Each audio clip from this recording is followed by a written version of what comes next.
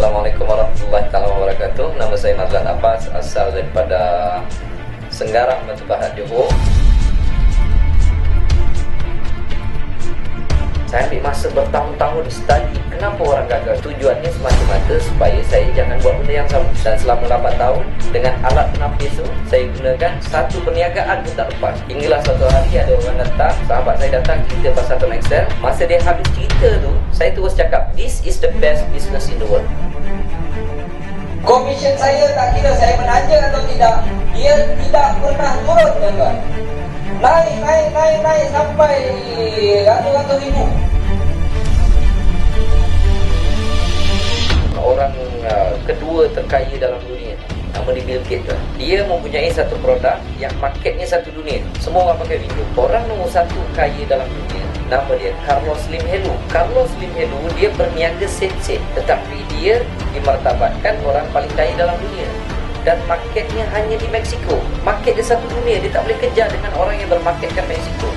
Jadi saya memang nampak tuan, pendapatan yang saya dapat ni, bagi saya dia masih kecil tuan. Apa cerita kalau Tone Excel bermarketkan satu dunia? Perniagaan Tone Excel ini telah mengeluarkan ramai orang yang benar-benar mendapat passive income, di mana mereka terpaksa tidak boleh kerja.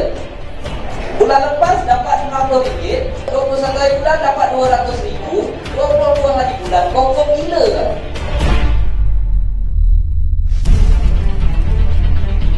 Bisnes ini merupakan bisnes yang terbaik. Saya anggap bukan terbaik di Malaysia sahaja, malah dia di dunia.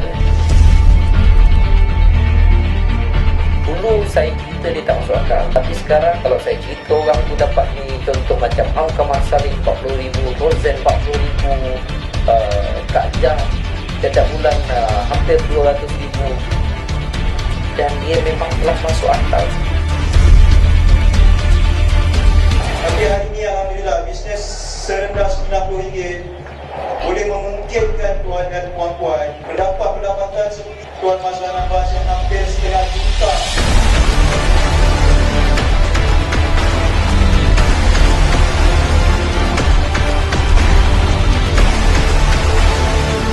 Bersedia ketika kita senang dan juga bersedia ketika kita susah. Tuan-tuan berada pada tempat dan memilih platform yang betul.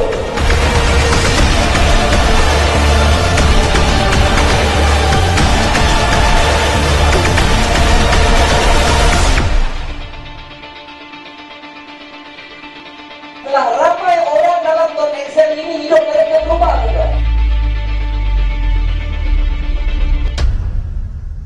Tapi Tone Excel ini, dia bukan hanya menguasai Malaysia satu hari nanti. Saya yakin kalau benda baik, dia perlahan-lahan akan mengembangkan sayapnya ke luar negara.